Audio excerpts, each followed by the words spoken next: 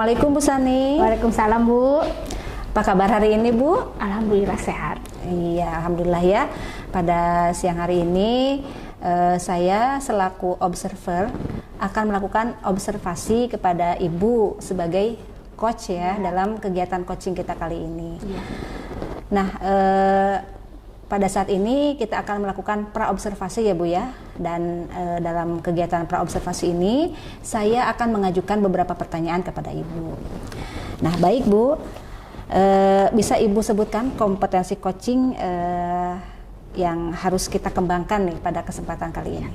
Terima kasih Bu atas kesempatannya. 3 kompetensi coaching itu yang akan saya kembangkan hari ini adalah kehadiran penuh yang pertama, kemudian yang kedua pendengar yang aktif, kemudian yang ketiga mengajukan pertanyaan yang berbobot. Itu mungkin 3 kompetensi coaching. Baik Bu, terima kasih. Nah, bagian mana nih kompetensi coaching yang ingin saya amati untuk Ibu? Untuk kompetensi coaching yang ingin minta bantuan Ibu untuk saya untuk diamati yaitu ya tentu saja ketiganya Bu. Yang pertama yaitu kehadiran penuh, kemudian pendengar aktif dan mengajukan pertanyaan berbobot. Jadi ketiga-tiganya gitu Bu. Baik Bu.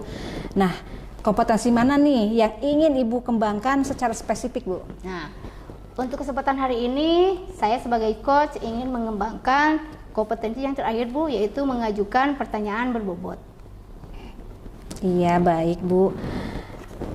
Nah, harapan Ibu dari observasi yang akan kita lakukan selama ini, kemudian indikatornya yang mana yang Ibu inginkan nih dalam proses coaching nanti? Oh, iya. Tentu saja indikator yang ingin saya lakukan hari ini, yang ingin saya capai ya Bu ya. Tentunya saya sebagai coach ingin mengarahkan coaches untuk mencari solusi terhadap masalah yang dihadapinya. Itu yang pertama. Kemudian yang kedua, saya sebagai coach ingin mengarahkan coach saya agar menemukan ide-ide untuk mengatasi masalahnya. Itu mungkin Bu. Ya, baik Bu, terima kasih. Mungkin demikian percakapan kita di praobservasi ya Bu ya. Selamat menjalankan tugas menjadi coach Bu. ya Bu. Ya, sama-sama.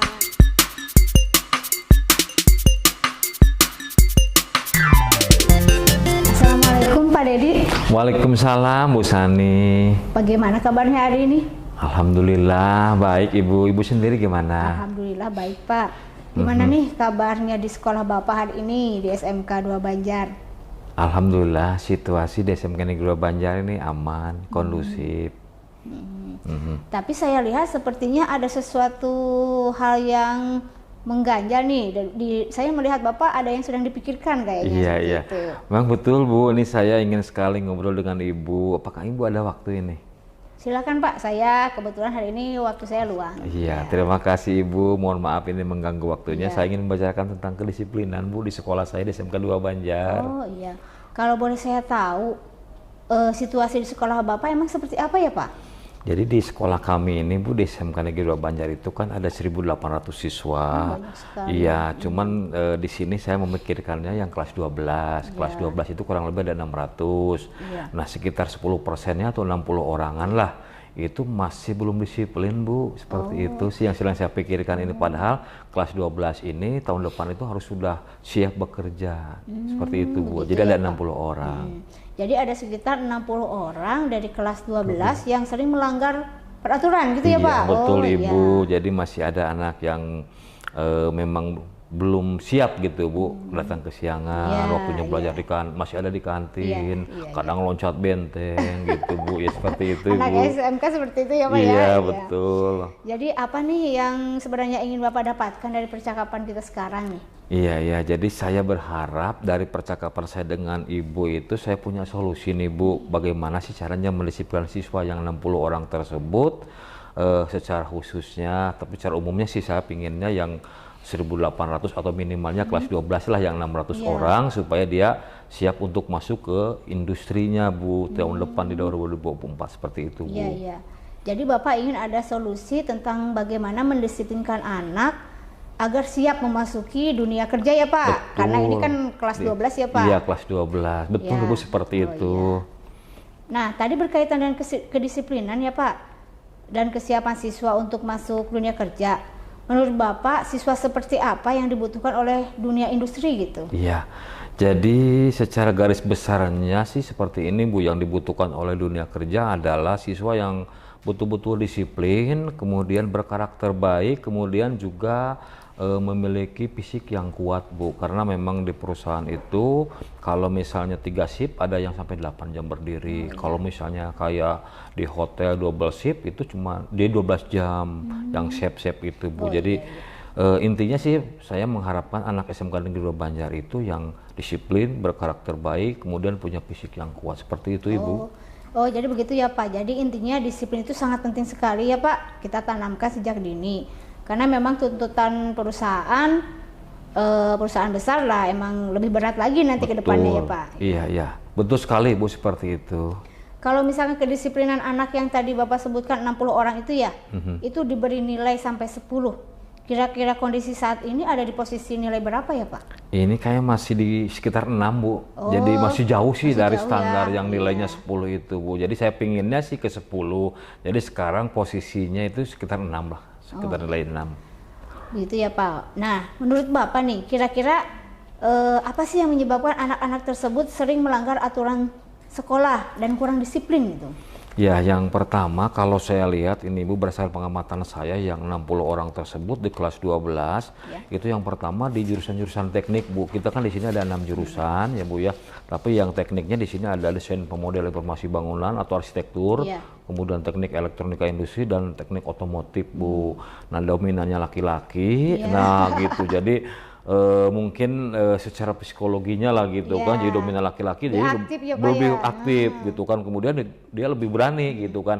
Kalau sendiri dia tidak berani loncat benteng, tapi kalau dia bergerombol dia berani gitu, seperti itu. Jadi itu yang pertama penyebabnya karena dominan laki-laki. Kemudian yang kedua juga itu belum sadar, anak-anak itu kelas 12 itu sebetulnya karena harus, jadi kesadaran dari diri ini belum ada Bu, gitu. Itu yang kedua.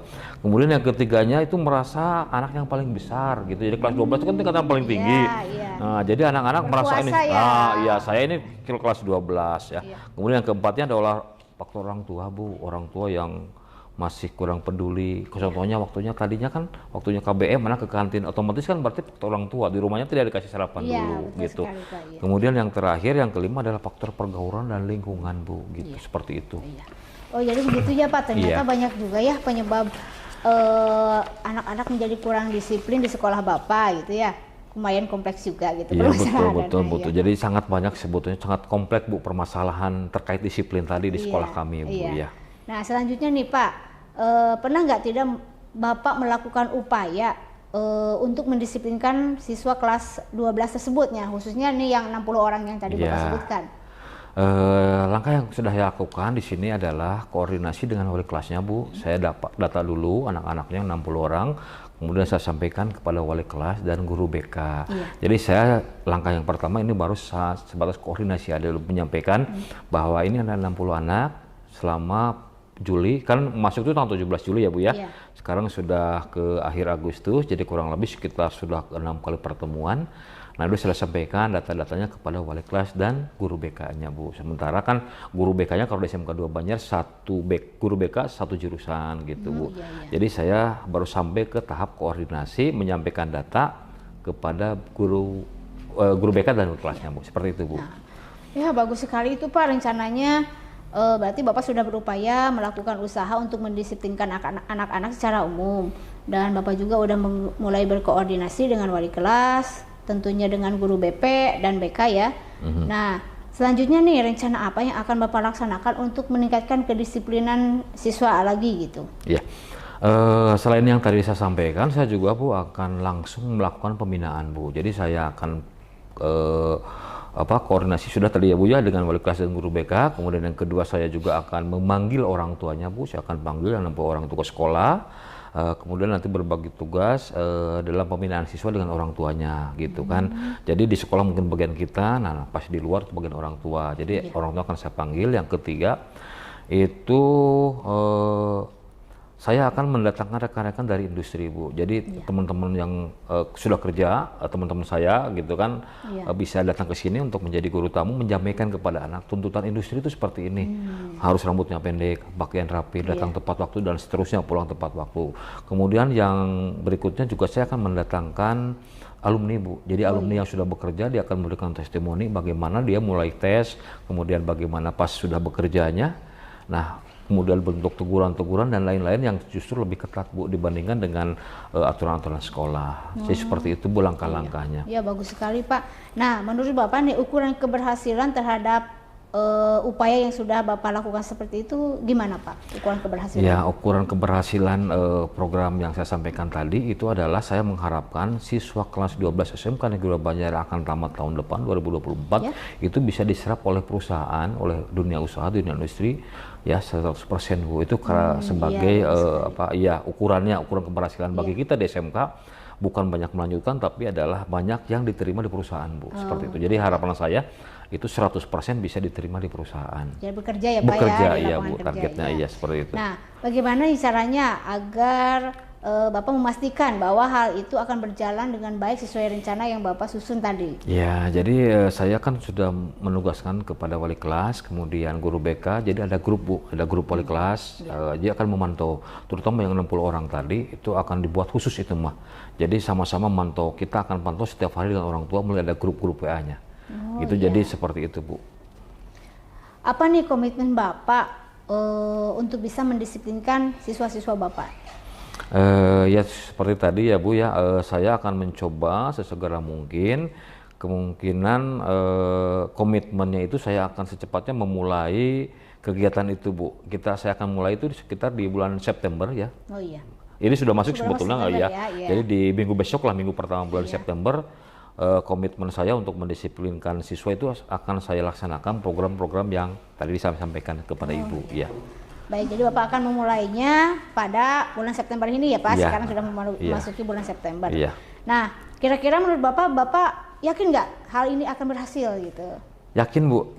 Dengan kerjasama saya dengan wali kelas, guru BK, orang tua siswa, kemudian juga terutama dukungan penuh dari pihak keluarga ya, Bu, ya, untuk sama-sama memantau di luar, karena kan di sekolah itu terbatas waktunya, tapi kalau di luar kan orang tua yang lebih dominan.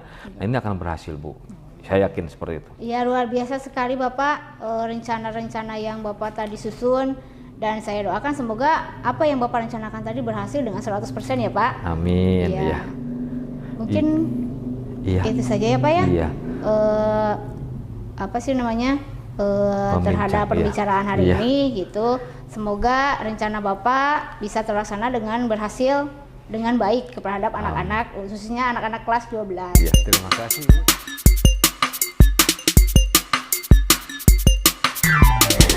Wah, seru sekali ya coaching antara Ibu Sani dengan Pak Dedi, dengan Ibu berperan sebagai coach.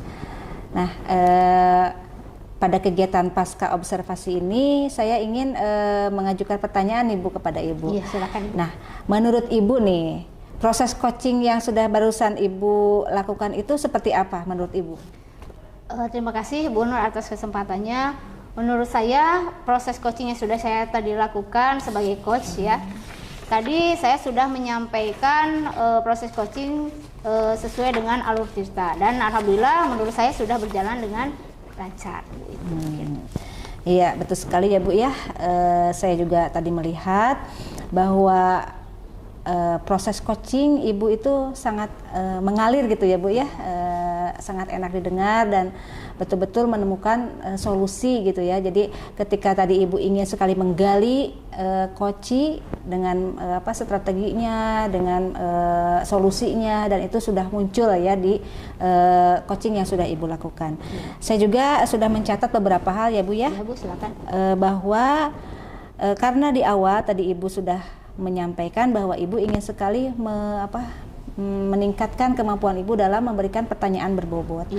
Dan hal itu sudah Ibu lakukan dengan baik, terbukti dengan pertanyaan-pertanyaan yang sudah Ibu lakukan barusan. Nah, saya mencatat di sini mulai dari alur ceritanya, pertanyaan dari alur cerita, dari tujuannya Ibu sudah nampak, identifikasinya Ibu sudah nampak, kemudian rencana juga tanggung jawabnya di situ. Pertanyaannya sangat luar biasa dan sudah menunjukkan bahwa pertanyaan yang Ibu ucapkan itu adalah pertanyaan yang berbobot.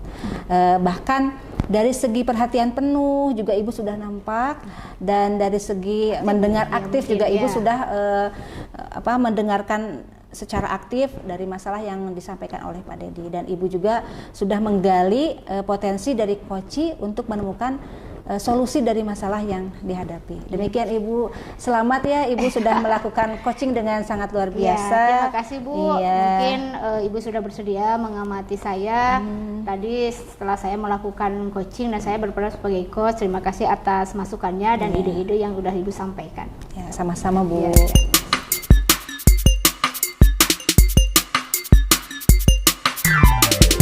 Assalamualaikum Bu Nur.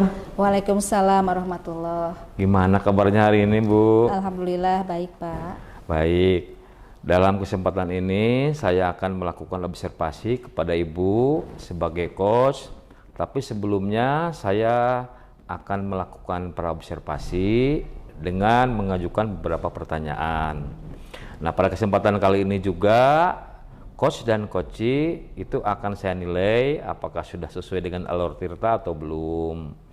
Kemudian bagaimana Ibu memberikan pertanyaan yang berbobot serta bagaimana coachee meresponnya. Iya, baik Pak. Baik Ibu, pertanyaan pertama, kompetensi coaching apa yang ingin atau yang Ibu ketahui? Kompetensi coaching yang saya ketahui dan ingin saya kembangkan pada kesempatan ini yaitu yang pertama kehadiran penuh, yang kedua menjadi pendengar yang aktif, yang ketiga mengajukan pertanyaan berbobot. Oh iya ya. Kemudian yang pertanyaan kedua Bu, kompetensi coaching harus saya amati gitu Bu. Ya baik Pak. Jadi yang saya harapkan itu nanti Bapak mengamati keseluruhan dari kompetensi coaching yang ada, yaitu yang pertama kehadiran penuh, kedua pendengar aktif, dan yang ketiga mengajukan pertanyaan berbobot. Ya baik. Kemudian pertanyaan yang ketiga Bu, kompetensi yang mana yang ingin Ibu kembangkan itu yang secara spesifik? Sebagai seorang coach, saya ingin sekali mengembangkan kompetensi yaitu mengajukan pertanyaan yang berbobot Pak. Oke. Kemudian yang terakhir ya Bu, indikator yang bagaimana yang Ibu inginkan dalam proses coaching nantinya? Sebagai seorang coach, saya ingin sekali nanti coachee saya itu menghasilkan solusi itu dari berbagai permasalahan yang dihadapi. Kemudian saya juga ingin coachee saya itu menampilkan ide-ide, memunculkan ide-ide untuk menyelesaikan masalah yang dihadapi. Baik Ibu, mungkin untuk pra-observasi sudah dicukupkan dulu sampai sini. Nanti kita lanjutkan di proses berikutnya. Gitu aja ya Bu ya. Terima kasih. Assalamualaikum warahmatullahi wabarakatuh. Waalaikumsalam warahmatullahi wabarakatuh. Assalamualaikum Bu Sani. Waalaikumsalam Bu. Bagaimana nih kabarnya hari ini? Alhamdulillah sehat. Alhamdulillah ya, kabar baik.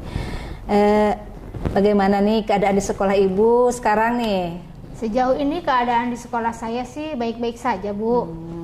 Tapi ada sedikit permasalahan lah yang saya hadapi. Begitu ya Bu? Ya memang kelihatan sih Bu, sepertinya ada sesuatu gitu yang Ibu pikirkan nih. Apa coba yang sedang Ibu pikirkan? Begini Bu, saya punya permasalahan di kelas nih. Anak-anak kelas 4 ya, karena saya mengajar di kelas 4. Itu sulit sekali untuk menghafal perkalian Bu. Begitu ya Bu? Iya. Nah, menarik sekali nih sepertinya.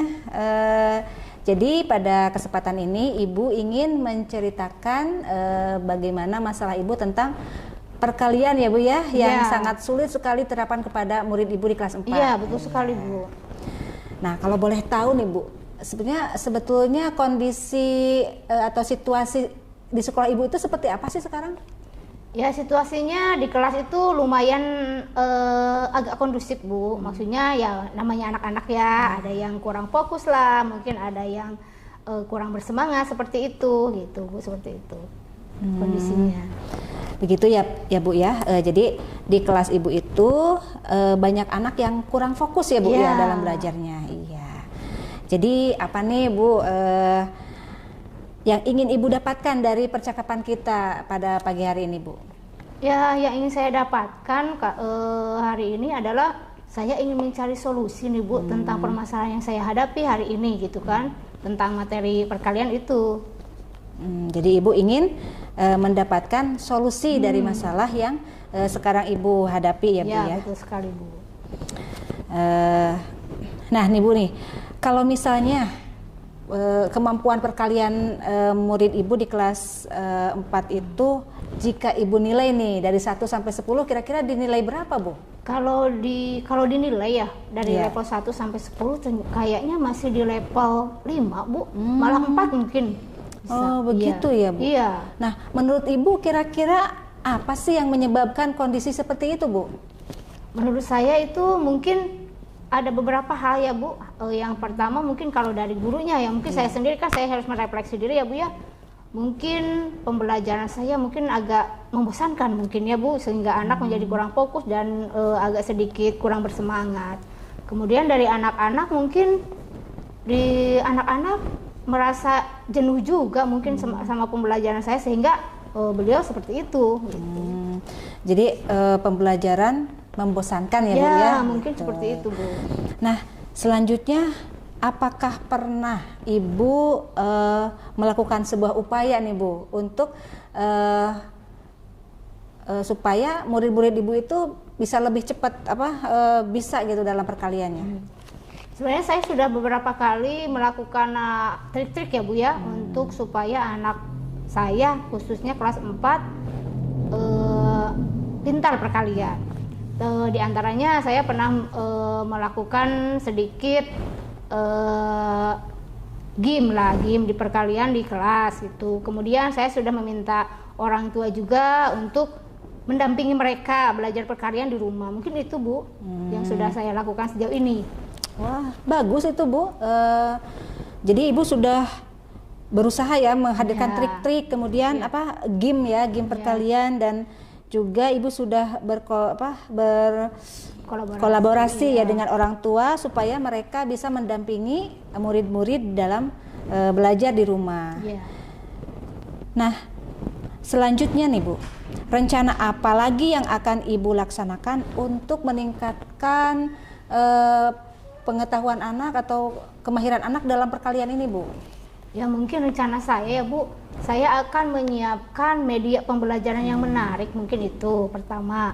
Kemudian metode pembelajaran yang sudah saya lakukan mungkin akan saya rubah, akan saya cari metode yang lain agar anak lebih paham dan lebih bersemangat untuk mengikuti pembelajaran matematika khususnya perkalian ini. Jadi dengan media ya Bu ya, media yang menarik, ya. kemudian Ibu juga akan menghasilkan metode-metode baru agar anak lebih antusias lagi dalam gitu. perkalian Ya, tersebut. mungkin itu. Nah Bu, ukuran keberhasilan nih setelah dilakukan upaya tersebut seperti apa? Ya, ukuran keberhasilan menurut saya ya, saya ingin ketika saya menanyakan tentang perkalian, ya soal-soal perkalian anak-anak bisa mengerjakannya dengan baik gitu. Iya, Bu. betul. Iya. Ya, luar biasa sekali Bu. Nah, bagaimana Ibu bisa memastikan bahwa hal yang Ibu lakukan ini akan berhasil Bu? Kalau menurut saya hal-hal yang akan saya lakukan agar rencana saya berhasil ya Bu ya, tentunya saya akan mempersiapkan segala macamnya dengan baik, mulai dari mungkin RPP, kemudian metode atau media pembelajaran yang saya akan sampaikan kepada anak itu Bu. Nah, kemudian komitmen Ibu nih, komitmen Ibu dengan anak-anak apa nih supaya nanti pengetahuan anak tentang perkalian ini semakin bertambah terus Bu? Komitmen saya ya Bu terhadap anak-anak ya, saya akan memberikan pembelajaran yang menyenangkan Bu, yang membuat anak bersemangat, yang membuat anak betah dan tidak bosan dan tidak takut lah untuk istilahnya dites perkalian di kelas seperti itu Bu. Itu komitmen yang akan saya jalankan terhadap anak-anak gitu. Jadi pembelajaran berpusat pada murid lah istilahnya gitu, menyenangkan untuk anak. Kira-kira kapan nih Ibu akan mulai? Apa sudah berjalan? Sudah berjalan, tapi mungkin saya akan lebih memantapkan lagi Bu rencana saya ke depannya, mungkin sekitar 1 minggu lah Saya akan mempersiapkan segalanya supaya pembelajaran saya akan berhasil gitu. Bu. 1 minggu ya Bu ya, Ya, untuk insya Allah. pemantapan gitu, Ya, karena gitu. kemarin baru mencoba gitu ya. Iya. Ya, baik Bu, luar biasa sekali Bu, luar biasa paparan Ibu, kemudian solusi yang Ibu ungkapkan, kemudian ide-ide yang Ibu utarakan juga sudah luar biasa. Selamat melaksanakan tugas, semoga Ibu berhasil ya Bu. Terima kasih Ibu sudah mendengarkan keluh kesah saya. hari ini. Sama-sama Bu. Iya.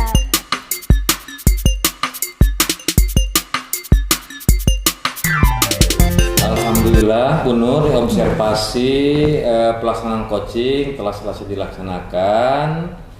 Menurut Ibu ini bagaimana proses coaching tadi? Ya, proses coaching tadi saya rasakan sudah sesuai ya Pak ya dengan alur Tirta.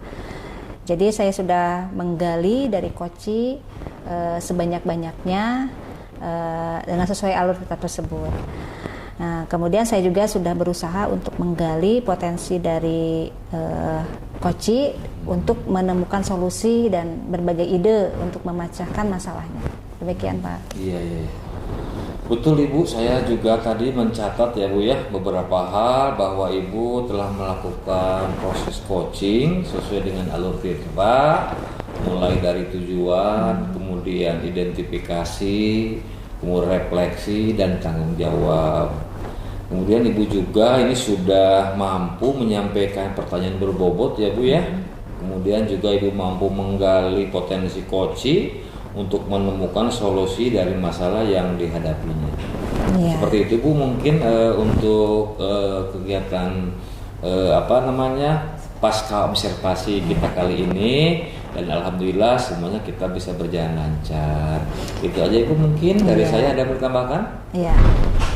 Ya baik Pak, saya ucapkan terima kasih kepada Bapak karena sudah menilai saya bersama Koci dalam proses coaching ini. Mudah-mudahan apa yang menjadi harapan kita bisa terwujud ya Pak ya, dan bisa menampilkan solusi-solusi dan bisa dilaksanakan dengan sebaik-baiknya. Iya, sama-sama Ibu. Terima kasih. Assalamualaikum warahmatullahi wabarakatuh. Waalaikumsalam.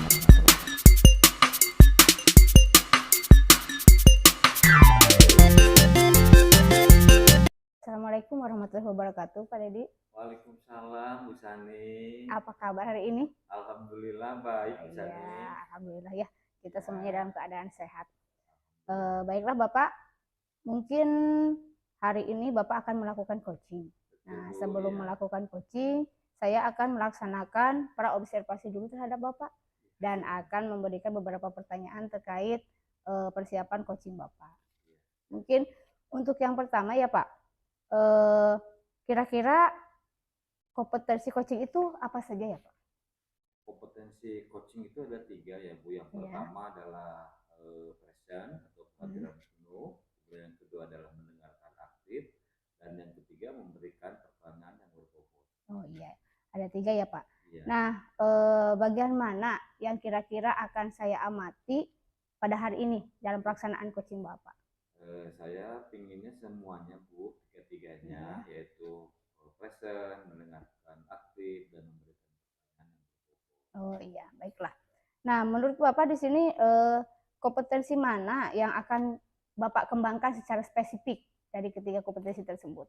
Secara spesifik saya akan meminta kepada Ibu untuk melihat di pertanyaan berbobot. Oh, iya. Jadi poin yang ketiga ya Pak, memberikan pertanyaan yang berbobot. Betul, Bu. Nah, kira-kira indikator apa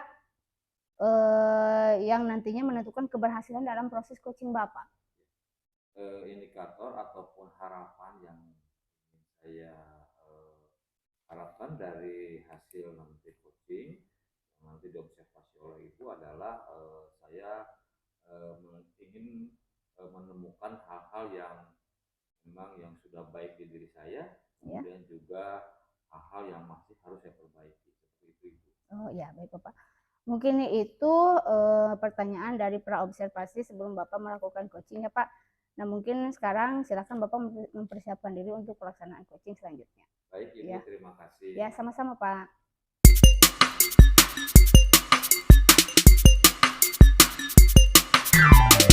Assalamualaikum Nur. Waalaikumsalam Pak Dedi. Iya, gimana nih kabarnya hari ini? Alhamdulillah baik Pak.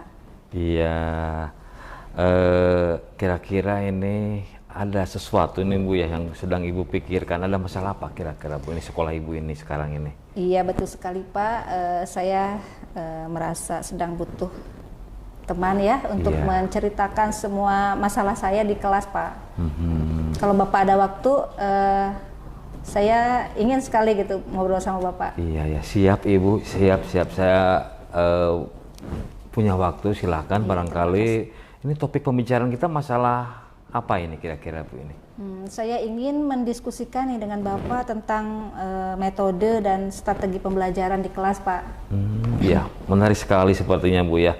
Jadi Ibu ingin membicarakan tentang mode dan strategi pembelajaran di kelas Ibu. Iya betul Pak. Kalau boleh saya tahu nih Bu ya, situasi di kelas Ibu itu seperti apa nih sekarang ini Bu?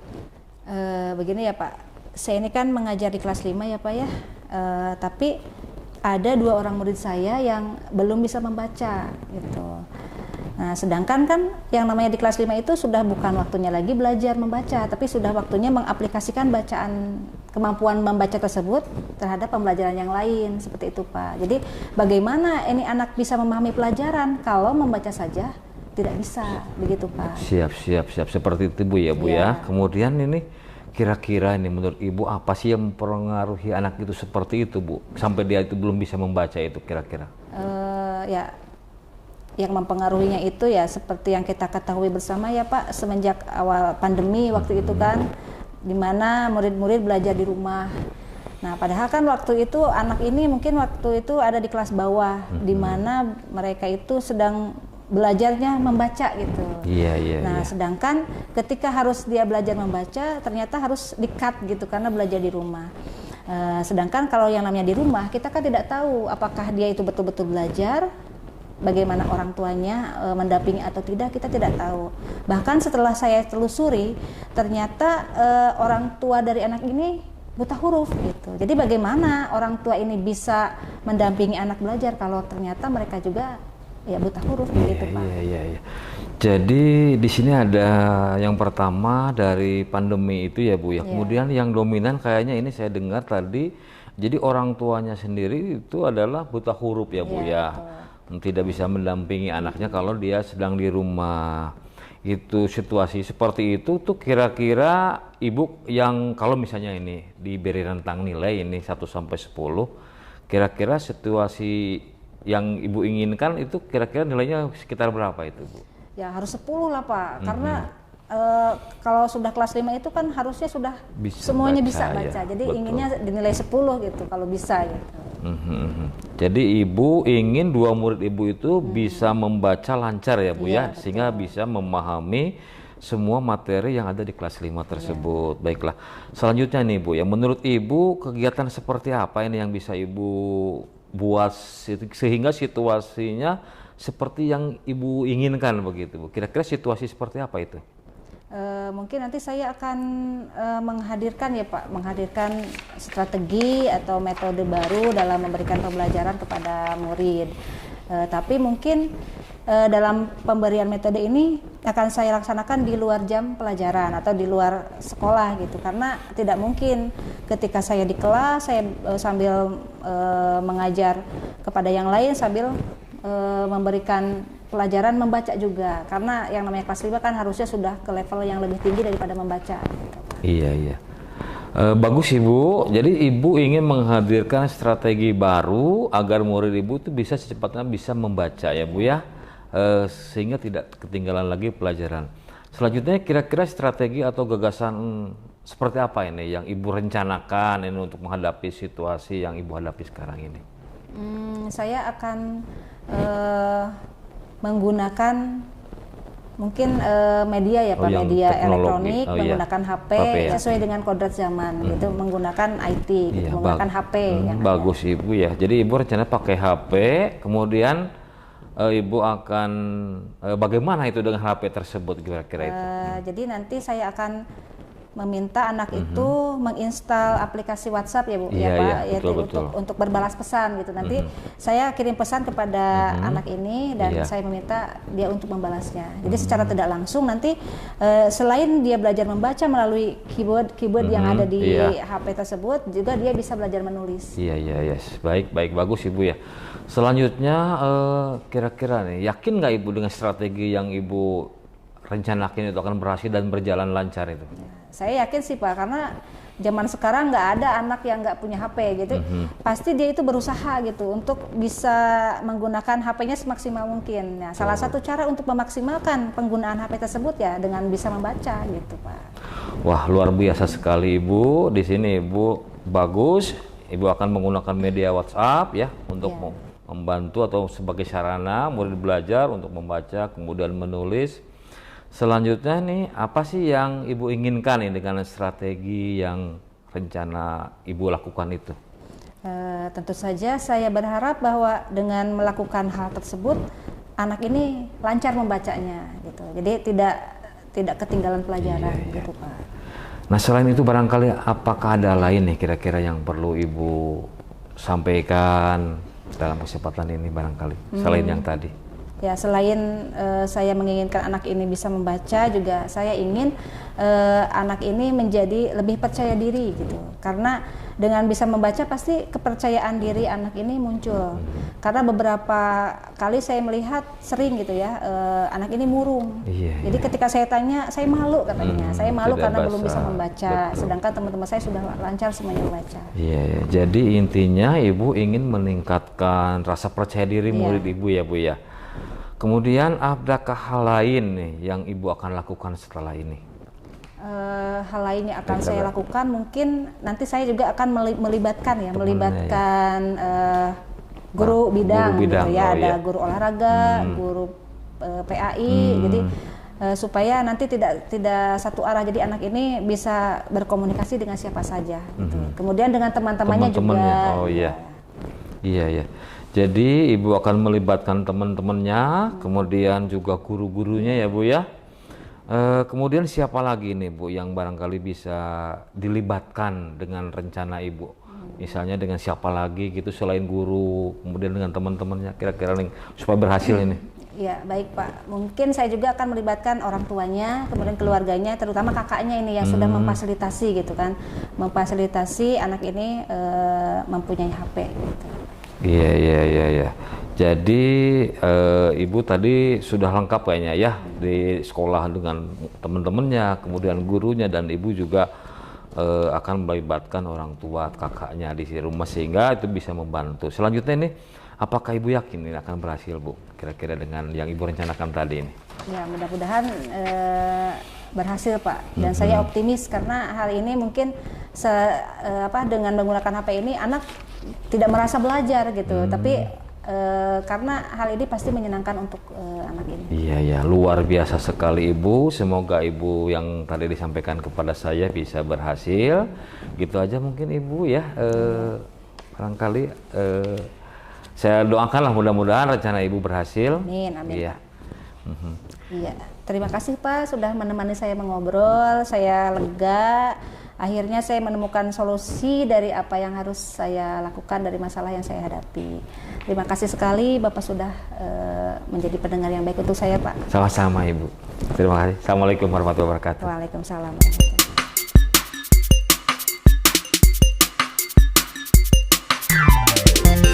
Alhamdulillah ya Pak, pelaksanaan coaching hari ini sudah selesai dilaksanakan dan saya akan mengajukan beberapa pertanyaan nih kepada Bapak. Menurut Bapak nih, bagaimana proses coaching yang sudah tadi Bapak lakukan hari ini? Ya, terima kasih Bu Sani. Alhamdulillah Bu, proses coaching yang tadi dilaksanakan itu telah berjalan sesuai dengan alur cerita. Yang pertama itu sudah saya sampaikan tujuannya, kemudian identifikasi, kemudian refleksi, dan yang keempat tanggung jawab. Iya Pak. Ya betul sekali Pak, tadi saya sudah, tapi saya tadi mencatat beberapa hal setelah saya mengamati proses coaching yang tadi Bapak lakukan. Tadi Alhamdulillah saya lihat alur ceritanya sudah terlihat, mulai dari tujuan, kemudian identifikasi, kemudian refleksi, dan tanggung jawabnya juga sudah terlihat dengan jelas dan dengan baik. Kemudian tadi juga Bapak ingin mengidentifikasi tentang memberikan pertanyaan yang berbobot. Tadi setelah saya lihat, alhamdulillah Bapak sudah betul-betul mengajukan pertanyaan yang berbobot kepada coaches. Nah, di sini terlihat dengan jelas bahwa coaches sudah bisa menemukan ide-ide tentang masalah yang dihadapinya, dan Bapak sudah memberikan istilah pertanyaan yang baik terhadap coaches, sehingga beliau juga memberikan ide-ide yang baik untuk menemukan masalah terhadap masalah yang dihadapinya, gitu ya Pak. Nah, itu mungkin refleksi dari saya terhadap coaching yang sudah tadi Bapak sampaikan. Ya. Terima kasih Ibu telah bersedia menjadi melakukan observasi terhadap kegiatan proses coaching saya hari ini. Iya, gitu, sama-sama Ibu. Bapak. Iya.